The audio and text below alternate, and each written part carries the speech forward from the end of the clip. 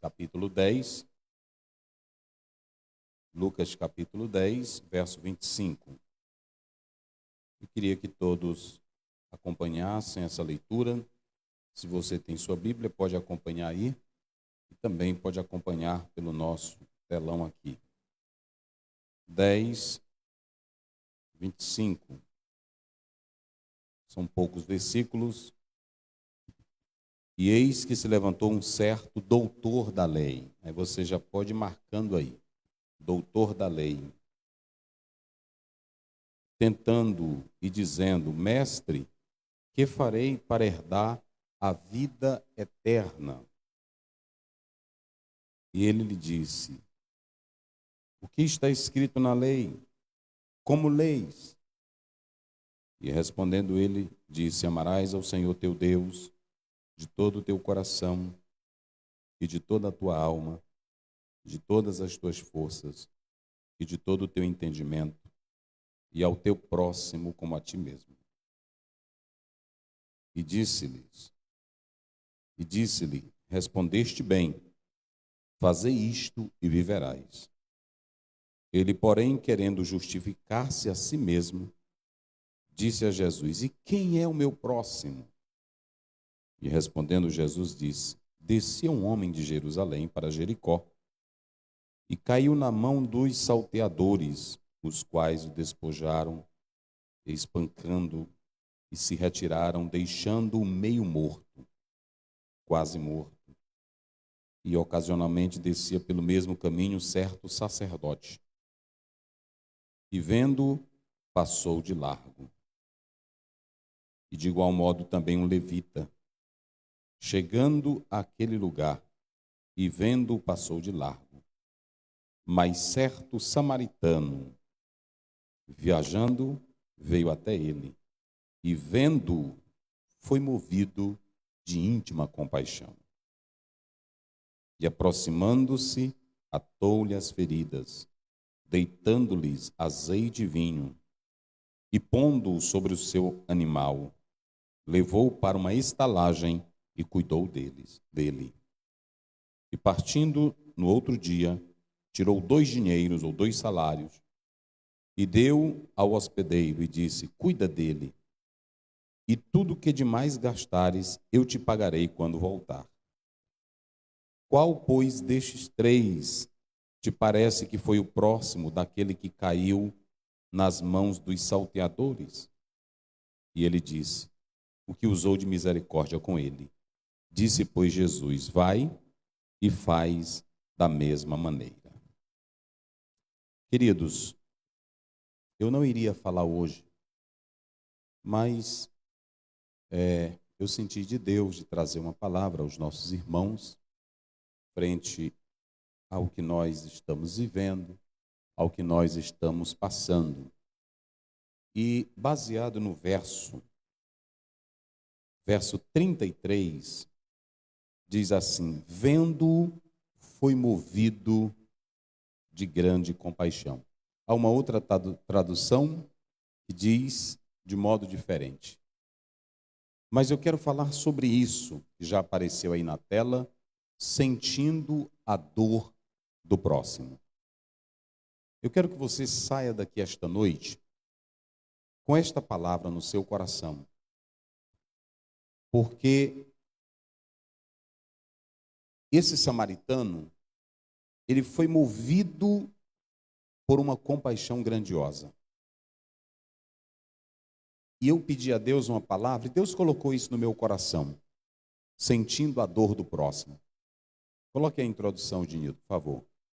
Eu coloquei aí: falar dos outros, dos seus sentimentos, de suas vergonhas, de suas derrotas, é sempre fácil. Porém, chorar com os que choram, como falou Paulo, é algo difícil, mas que deve ser feito por aqueles que realmente sentem o amor de Deus no coração. Paulo diz em Romanos 12:15, chorai com os que choram e alegrai com os que se alegram. Nós somos fáceis de, quando alguém tem uma derrota, contar para todo mundo a derrota daquela pessoa. especialmente hoje, com os meios de comunicações que estão aí, internet, Instagram, Facebook, nós somos peritos em falar de derrotas dos outros. Essas minhas mãos, elas nunca usaram um celular para colocar no WhatsApp, em um Facebook, em um Instagram, qualquer notícia de derrota de alguém. Eu faço questão de não ser profeta de derrota de ninguém. E nem quero ser voz de más notícias. Eu sempre peço a Deus que Ele me use com boca profética, com mensagens boas. Eu não gosto de espalhar mensagens, por exemplo, fulano de tal, que era um grande empresário, quebrou. Ah, fulano de tal agora está na derrota. Ah, o irmão fulano de tal está derrotado. Jamais. Porque quem, na verdade, tem o amor de Deus, sente pelos outros. Ainda que seja o seu pior inimigo, você entrega ele nas mãos de Deus, mas o seu anelo, o seu desejo é que um dia ele volte para a vontade de Deus.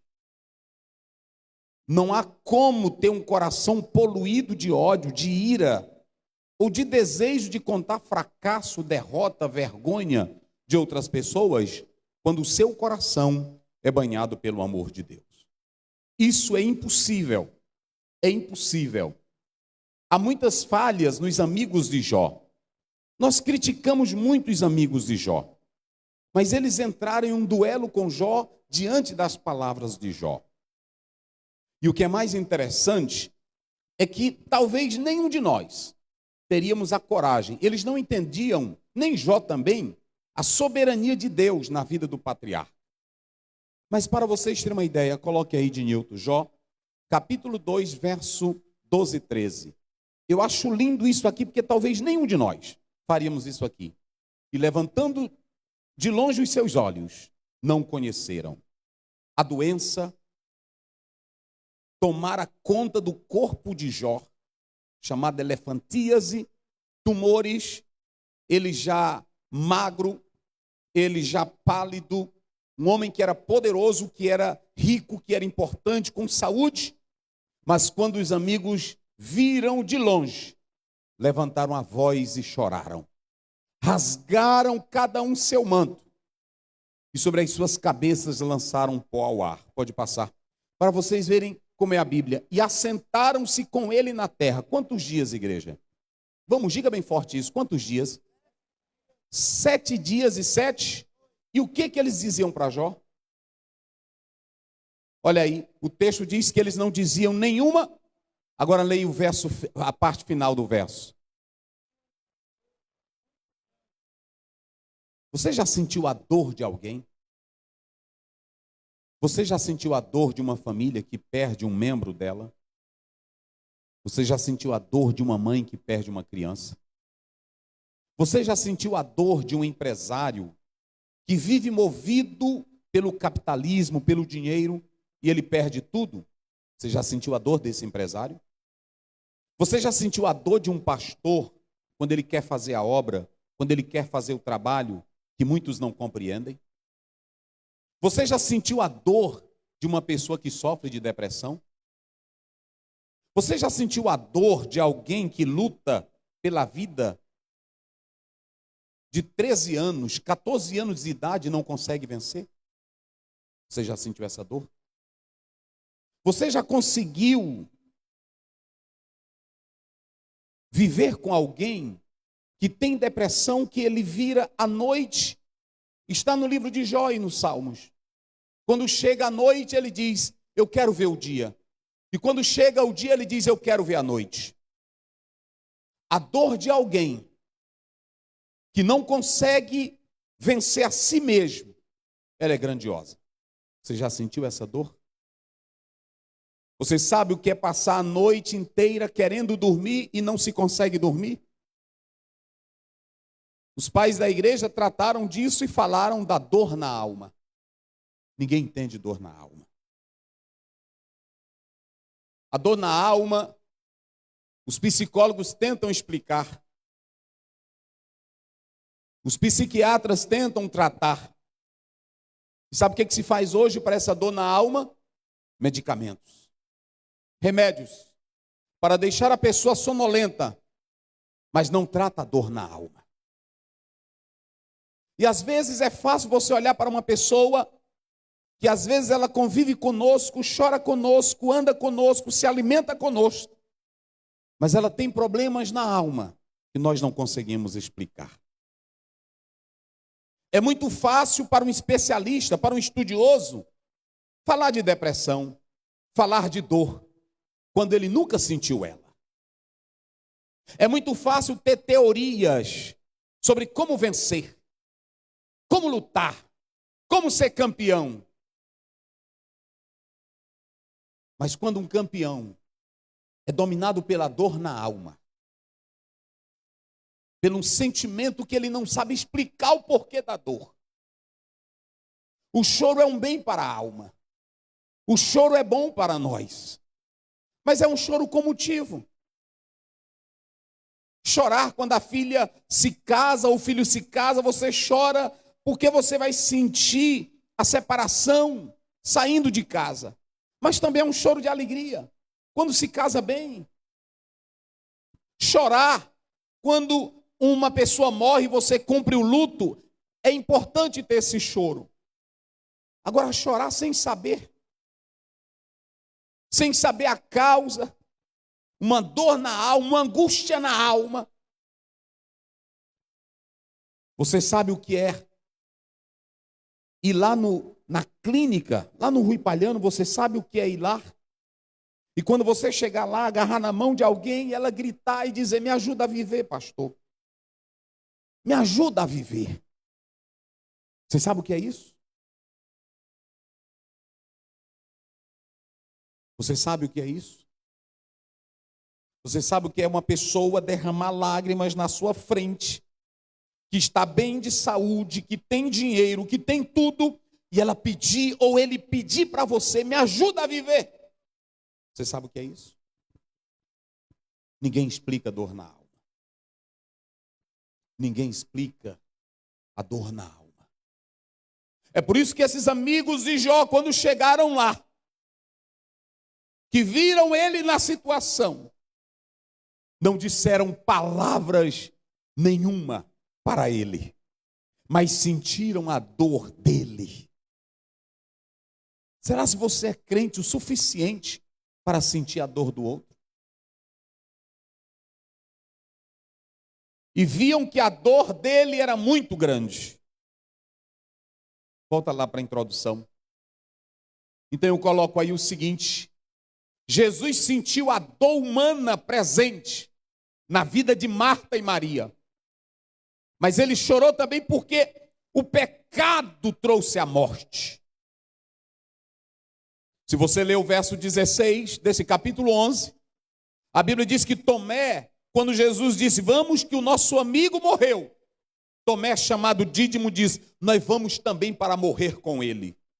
Ou seja, nós vamos chorar a dor deles. Você já chorou essa dor por alguém? Jesus, quando levaram no túmulo, diz a Bíblia, e quando disseram: ele está aí, vendo Jesus, João 11:35 é bem conhecido. Como é que diz? Jesus chorou. Agora imagine Jesus chorar a dor da família de Lázaro. Chorar o que o pecado fez na família de Lázaro. Os críticos estavam lá que não sabia, doutor Kelso, o que era a dor. Veja como ele amava, ele chora. Aí os outros críticos frios disseram: mas ele não cura cego? Ele não liberta? Por que ele também não faz por esse aí? Não sentia a dor. Até Jesus, humanamente, ele sentiu a dor dessa família. Nós somos especialistas em criticar, em atacar, em falar mal quando alguém cai, quando alguém falha, quando alguém falha, quando alguém é derrotado. Mas quando essas pessoas são atingidas por isso, nós temos que sentir a dor delas. Amanhã pode ser você.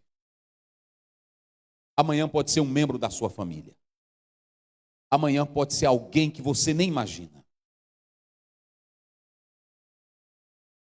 Quando nós olhamos para o texto, vamos lá para o texto de Nilton. Pode colocar aí na tela, por favor. A Bíblia diz que um doutor da lei chegou para Jesus. Ouçam bem, eu não estou falando de qualquer pessoa. O texto de Lucas diz assim, é o verso 25. O texto de Lucas, e você vai marcar isso aqui para você não esquecer mais. Um certo doutor da lei. Esse doutor da lei, se você analisar o próprio texto grego, nomikos, esse nomikos, esse nomikos, ele era, no grego ele tem dois sentidos. Era, no Velho Testamento, alguém que interpretava a lei, mas também esse nomikos era alguém instruído pela lei.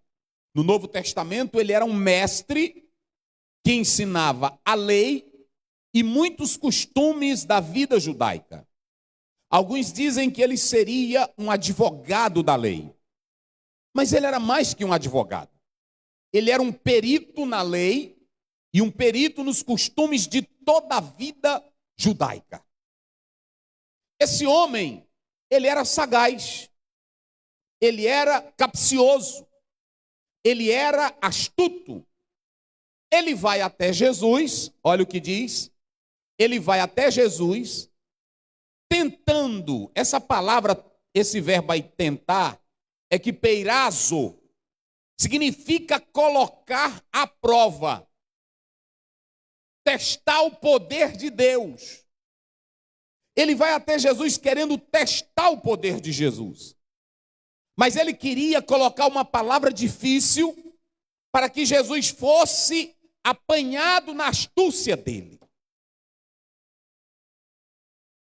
Existem mestres na igreja. Existem teólogos e muitos que estudam na igreja.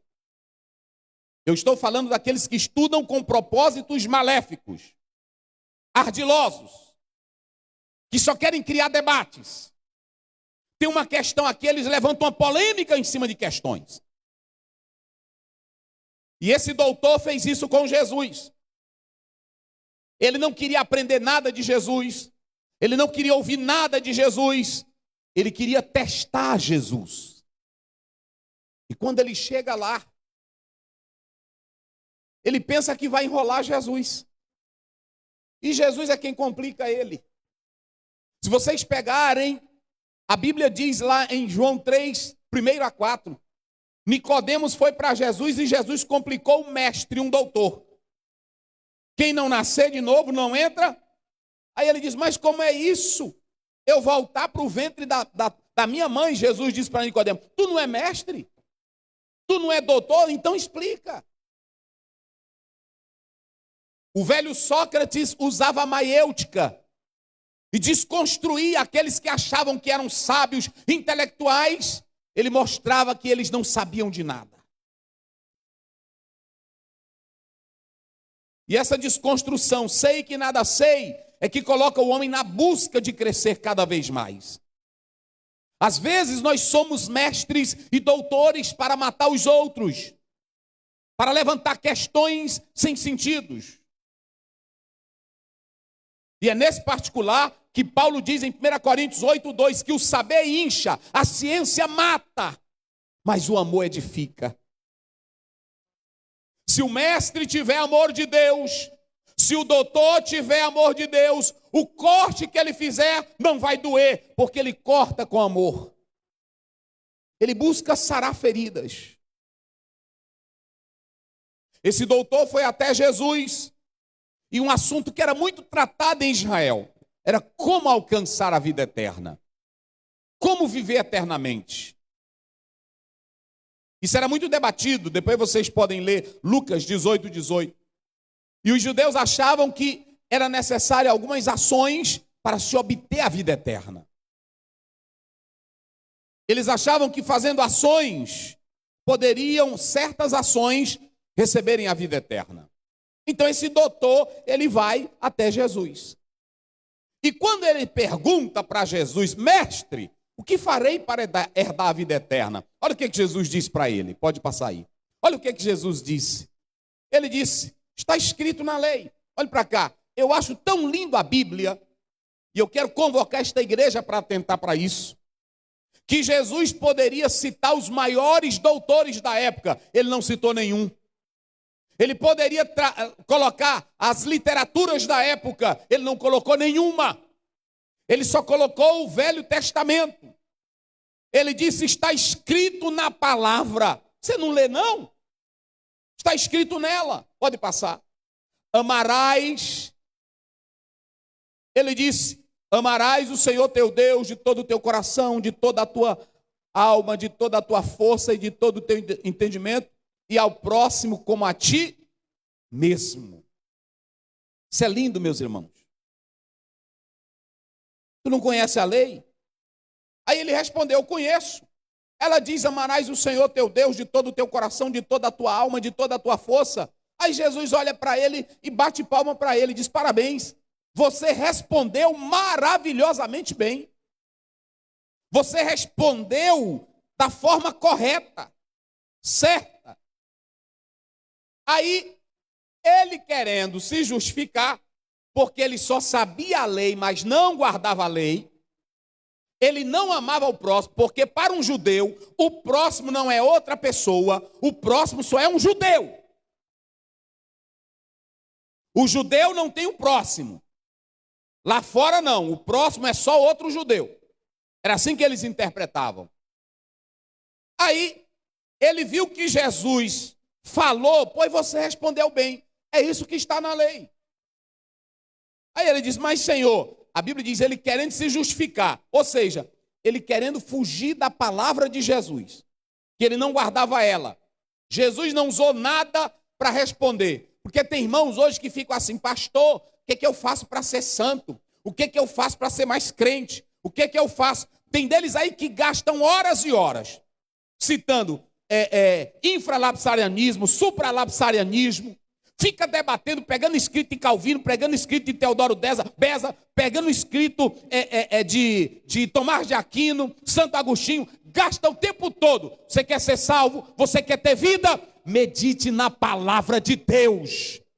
O segredo é a palavra. Jesus disse para esse homem: está escrito na palavra. Está escrito na palavra. Olha, irmãos, o que Jesus falou: amar o teu próximo como a ti mesmo. Coloca aí na tela, só para vocês terem uma ideia. Deuteronômio me parece que é 6, verso 5. Coloque aí na tela. Amarás, isso está na lei, não é no Novo Testamento. Está lá em Deuteronômio. Amarás o Senhor teu Deus de todo o teu, e de toda a tua, e de todas as tuas. Já estava na lei. Esse doutor sabia disso, só que o doutor entendia que o próximo era apenas o outro judeu. E Jesus estava dizendo: se você lê a lei, já está lá. Essa é a lei. Coloque aí, Levítico 18. Me parece que é o verso 5. Coloque aí, só para vocês terem uma ideia. Levítico 18, 5. Levítico 18, 5. Observem bem, deixa eu analisar aqui só para vocês terem uma ideia. Em Levítico, me parece que é 18. Deixa eu ver aqui. É o verso 18, veja aí. Aliás, 19, 18. É 19, 18. Coloque aí. 19, 18. Olha, diz aí: não te vingarás, nem guardarás ira contra os filhos do teu povo, mas amarás o teu próximo como a ti mesmo. Eu sou o Senhor. Então, o que nós podemos entender pela Bíblia, pela palavra?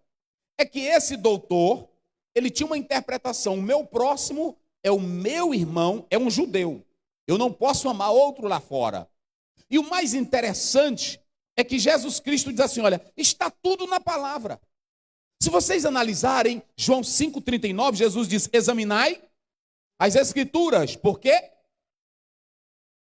Nelas julgais ter vida eterna e elas de mim testificam. Só que essa expressão examinai, ela tem dois sentidos. Eles examinavam as escrituras pensando que só examinando já teriam a vida eterna.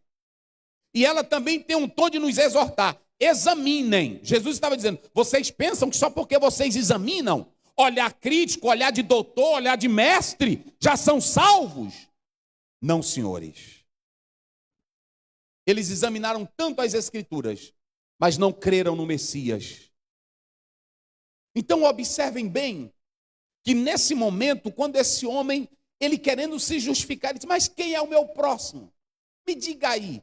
Jesus disse, eu vou contar uma historinha para você. Alguém disse que era uma parábola, mas não era uma parábola. Sabe por quê? Porque tem a cidade de Jerusalém no texto e tem a cidade de Jericó. A cidade de Jerusalém, que ela estava a 800 metros acima do nível do mar, e a cidade de Jericó, 400 metros abaixo do nível do mar. Quem descia de Jerusalém para Jericó, era como se fosse as curvas eram como se fosse uma serpente. E ali era um local para se alojar muitos marginais. E eles ficavam lá. E Jesus disse, doutor, um dia desse, vinha um homem. Prestem minha atenção, que não tem nome. Vinha um homem. Essa expressão, vinha um certo homem, dá uma ideia de que não era uma pessoa muito importante. Era qualquer ser humano. Talvez não fosse uma pessoa rica, porque se fosse rica, ela ia andar com guardas-costas para passar por ali. Não era uma pessoa rica, não era uma pessoa importante. Por isso o indefinido está aí. Vinha um certo homem que descia de Jerusalém para Jericó. E nessa descida, os bandidos salteadores se apoderaram do rapaz, bateram nele, roubaram ele e deixaram ele quase morto. De repente, doutor, olha Jesus falando, irmão, Jesus ele vai ser muito forte aqui, ele vai bater no nervo central. Jesus vai fazer uma coisa que eu não teria coragem de fazer. Jesus vai fazer uma coisa aqui que vocês vão ver que eu não teria coragem de fazer. Jesus olha e pega a ortodoxia judaica, ele pega os guardiões da Torá, ele pega a maior cúpula do judaísmo, a mais fechada, a mais tradicional, e diz assim, descia um certo homem. Ele vinha, e tomaram conta dele, bateram, machucaram, deixaram ele quase morto. De repente passa um levita, que cuidava do templo, que cuidava das coisas sagradas. Ele passa e ele olha para aquele homem, talvez o homem ainda gemendo, talvez o homem ainda gritando, agonizando. Mas aquele homem ortodoxo não sentiu a dor do homem. Passou o chefe da cúpula ortodoxa, santa, pura do judaísmo, o sacerdote. O homem que representava Deus perante o povo e o povo perante Deus. O homem da lei, o homem da Torá, o homem que ensinava. O homem que apresentava sacrifícios pelo povo. Ele escuta o gemido do homem. Ele escuta a dor do homem. Ele escuta o grito do homem. Ele olha, ele para, mas ele não sente a dor. A ortodoxia fechada. A religião fechada nele mesmo. Uma santidade fora dos padrões bíblicos. Coloca bem aí, me parece que é Levítico, me lembrei aqui agora. Levítico capítulo 21, verso 1. Olha o que é que nos diz a palavra. Preste bem atenção nisso. Depois o Senhor disse a Moisés, fala aos sacerdotes, filhos de Arão, e diz-lhes, o sacerdote não se contaminará por causa de um morto entre o povo. Mas isso aqui, queridos, o sacerdote pegava isso aqui, não querendo ajudar, ele dizia, eu não vou encostar lá. Uma ortodoxia fria, uma ortodoxia fechada, sem amor. E Jesus pega a maior cúpula do judaísmo e diz, passou o levita, não sentiu a dor. Passou o sacerdote, não sentiu a dor. Os homens que tinham a palavra, os homens que tinham a estrutura da vida judaica, eram insensíveis. Há tantos crentes na igreja e líderes que tem Bíblia, que tem palavra, que tem sermões, que tem mensagens, mas não tem o sentimento da compaixão. Não tem o sentimento da dor do outro. É muito fácil você sentar no local e dizer: fulano foi para o inferno, fulano morreu sem Deus, fulano já está lá na casa do diabo. É muito fácil para você. Mas você sentir a dor de alguém, será se você sente ela? Será se você chora por ela? Porque tem coisas que não cabem a mim avaliar, são coisas que pertencem à sabedoria divina. O homem mais crítico da vida, era Schopenhauer. Mas ele tinha um olhar também sensível.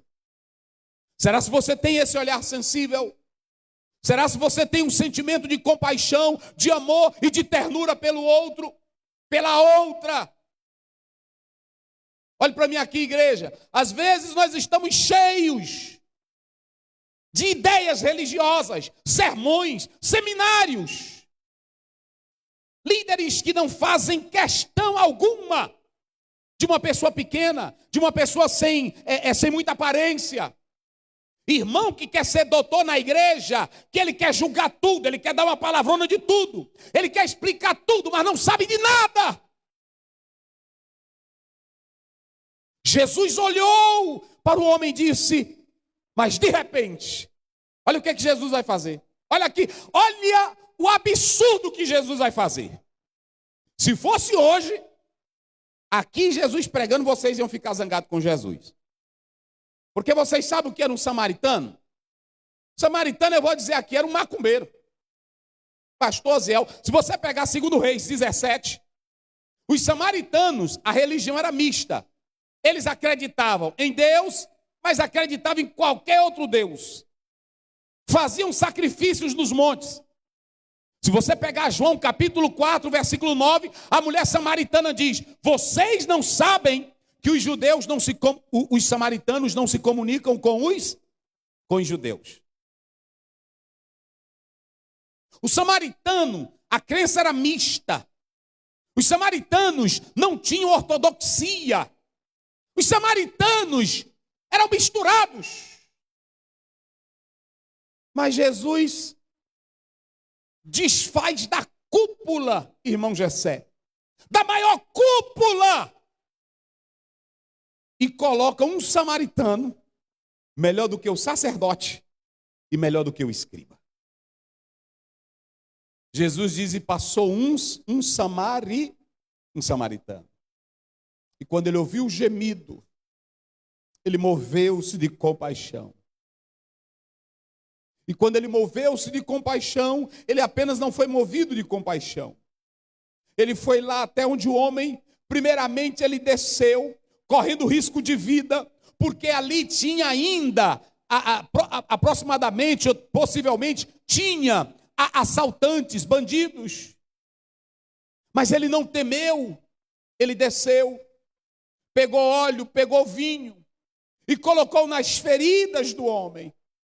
Cuidou do homem, colocou o homem nos seus braços, ajeitou ele, untou as feridas, sentiu a dor dele.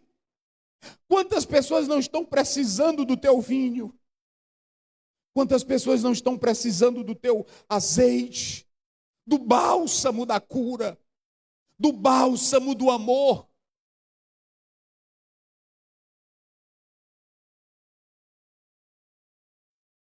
Às vezes nós somos doutores em Bíblia, doutores em cantar, doutores em dar opiniões, mas somos fracos em amar, em sentir o que o outro sente. Essa idiosincrasia, sentir o que o outro sente. Irmão, se a igreja sentisse o que o outro sente, não importa se é crente, se não é, não importa. Nós somos crentes da seguinte maneira: passa pela rua, esse ali vai para o inferno. Passa pela rua, aquela ali já está condenada. Passa por aquele ali, esse aí já é um morto. Ele já está no ferro do capeta. Nós somos fáceis para dizer isso, para julgar os outros. É por isso que Jesus colocou o samaritano melhor do que nós. Porque o samaritano, mesmo não tendo uma religião correta, mesmo não sendo cheio de uma teologia boa, mesmo não sendo cheio de uma ortodoxia maravilhosa, tem irmão que é perito em dizer: eu sou pentecostal, é assim, roxo e duro e não abre para ninguém. Mas não abre para amar. Não abre para chorar com o outro. Somos especialistas em sentir poder de Deus, mas também poder para matar. Ferir, acabar. O que tem de pessoas que saem da nossa igreja com dor na alma, porque matamos. João diz que há palavras que matam, que ferem mais que uma espada. E às vezes tem irmão que você abre uma dor nele e você não fecha ela. Eu conheço vários irmãos assim. Aí depois a gente faz aquele culto, o culto do amor, o culto do perdão. Vem cá, somos corpos. Assim dê um abraço nele. Se perdoa. Ei, meu irmão, a ferida que tu abre, ela causa uma dor tão grande que você nem imagina. É fácil. Ei, irmão, peça perdão bem aqui. Ei, irmã, peça perdão. Há estragos que você faz que destrói toda uma estrutura humana. Há feridas que você abre que o irmão perdoa, mas a dor ele sente. Não adianta vir para cá com farisaísmo, com negocinho. Ah, mas o poder de Deus quando entra. Não, meu irmão. Tem hora que a gente perdoa, mas a gente sente a dor. E na hora que olha para você, a gente lembra da ferida que tu fez, da ferida que tu abriu, da dor que você causou. É por isso que tinha um irmão lá em Buritibrava que ele dizia: é melhor fazer por onde não andar pedindo perdão do que pedir perdão. Não é assim? É melhor você andar fazendo por onde nunca peça perdão. Porque, ô meu irmão, tem crente que ele tem a cara limpa, acaba com a vida do outro, coloca nome na internet, destrói a vida do outro. Aí quando o irmão está todo acabado, ele chega lá: irmão, é porque eu quero ir para o céu, eu vim aqui te pedir perdão. Você já espalhou as penas. Você já espalhou as penas, não dá para juntar mais. A gente perdoa porque quer ir para o céu. Mas são feridas que se abrem. Eu mesmo estou falando aqui, mas na hora que eu estou falando, eu me lembrei de tanta gente aqui na minha mente que já me abriu feridas. É negócio sério. E para tu não morrer, e para tu viver, você tem que, não é esquecer, que ninguém esquece. Você tem que alimentar a mente com outras coisas. Mas ninguém esquece. Ninguém esquece. Ninguém esquece. Então deixa eu dizer uma coisa para vocês. Aquilo que não tinha nem no levita, aquilo que não tinha no sacerdote, que Jesus queria que tivesse, tinha em quem? Diga bem forte. Tinha em quem? Diga mais uma vez bem forte. Tinha em quem?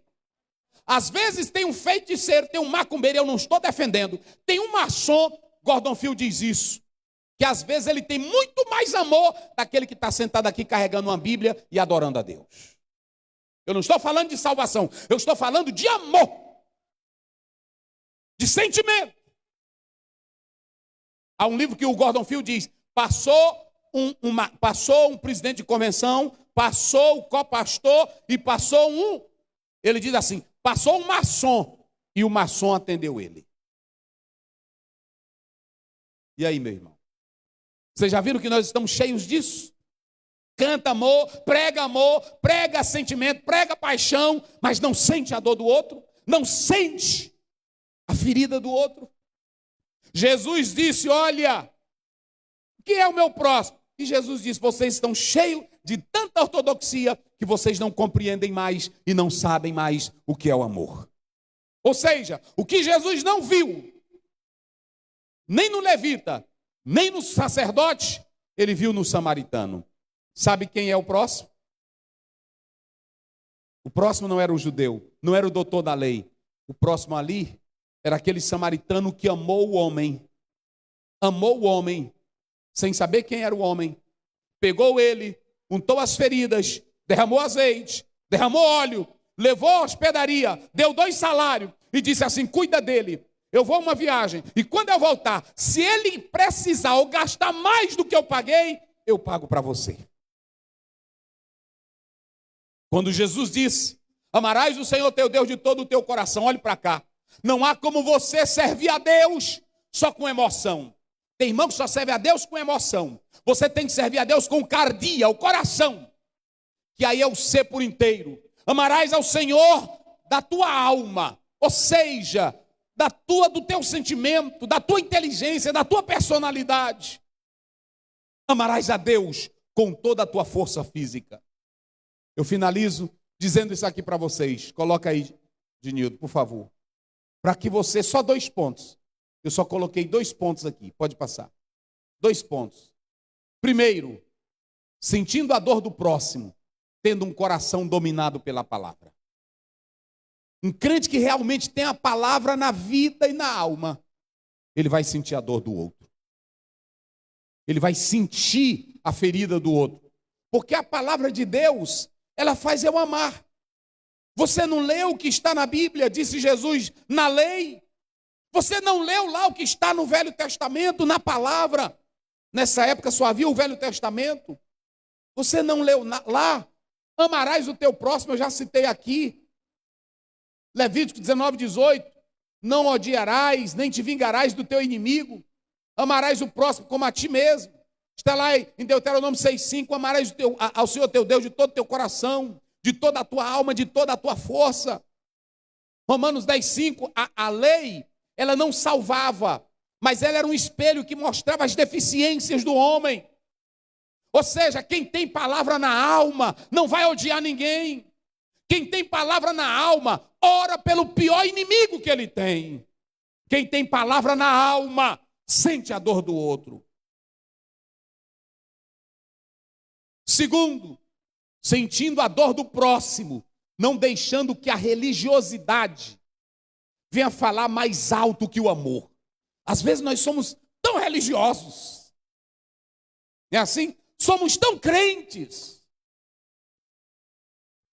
Você já viu aquele caso que quando vem uma pessoa para ser tratado aqui, a gente começa a dizer: o pastor vai aceitar essa pessoa aqui. Essa pessoa é um bandido. E na igreja, quem é que transforma um bandido, irmão? Me diga, quem é que transforma bandido? Quem é que livra traficante? Quem é que livra prostituta? Quem é que livra o ébrio? Quem é que ama os homossexuais? Quem trata é Jesus. Agora imagine se Deus fosse te amar te avaliando. Ele não te amaria nunca. Nunca. João 3,16. Deus amou como? De tal maneira. Deus amou o mundo olhando para ti, sabendo que tu era um miserável. Ele te amou. É por isso que eu coloquei aqui 1 João 4,11. Deus é o modelo do nosso amor, meus irmãos. Ele me amou, eu não prestando para nada, ele me amou. Ele mandou o melhor dele, o presente, a joia mais valiosa. Ele mandou para morrer por mim e por ti. Até hoje tu está na igreja, aí talvez nem tu ainda vale muita coisa. Que Jesus ainda tem que te transformar, mas mesmo tu errado, cheio de defeito, ele te ama. Ele te ama do jeito que tu és. Às vezes tu és falador demais, linguarudo, cheio de coisinha velha, que se fosse aqui pelo homem a gente já tinha te botado fora. Mas Jesus diz: suporta. Eu amei ele. Irmão, quando você olhar para uma pessoa que você quiser ser ortodoxo demais, lembra quem tu era. Lembra quem tu era e Deus te amou, você estando na desgraça. Você só pode sentir a dor do outro se você deixar de lado a religiosidade. E eu vou mostrar para vocês, depois você lê em casa, Mateus 15, 1-9. Vocês se lembram dos filhos cheios da Torá, cheios da religiosidade? Que eles, para não sustentarem os pais, o que eles faziam? Eles pegavam os bens e aí dizia que consagrava ao Senhor. Aí eles estavam mentindo. E Jesus diz: vocês honram-me com os lábios, mas o coração está distante de mim. Distante de mim. Então, se você analisar isso na Bíblia, você também pode pegar Tiago 1,27. A verdadeira religião é o quê? É visitar os órfãos e as viúvas nas suas necessidades e apartar-se do mal. A verdadeira religião, irmão, não é apenas uma ortodoxia fechada. Vocês se lembram da igreja de Éfeso em Apocalipse 2? Ela era tão rígida, ela era tão ortodoxa, que se esfriou no amor. Às vezes nós somos tão religiosos, não é crente, é religiosidade, que mata os outros. Mas Jesus está mostrando aqui que nem um levita e nem um sacerdote, por causa de suas religiosidades, atenderam o próximo. Eu quero pedir a você, sinta a dor do outro. Deixa a palavra de Deus entrar no teu coração. Deixa a palavra de Deus trabalhar na sua vida. E o amor de Deus e a graça de Deus vai te encher de um amor que você vai sentir a dor do outro. Mas não é apenas aquela dor que você faz na presença da pessoa com fachada. Tem irmão que quando vê o outro, aí ele começa a chorar. Tem deles que ele vai na casa da gente: ô meu irmão, não é assim? Ô meu irmão, você está assim, irmão. Aí quando ele sai, ele diz: rapaz, aquilo ali tem que acontecer mesmo. Ele não presta. Deus tem que matar mesmo. Deus tem que pesar a mão. Que crença é essa? Que vida cristã é essa? Que Deus tenha misericórdia de nós. Que Deus tenha misericórdia dos irmãos que nos acompanham. Que Deus tenha misericórdia da nossa alma. Deixemos aquilo que nós não compreendemos com Deus. Ele sabe de todas as coisas e Ele vai nos dar vitória em nome de Jesus. Amém?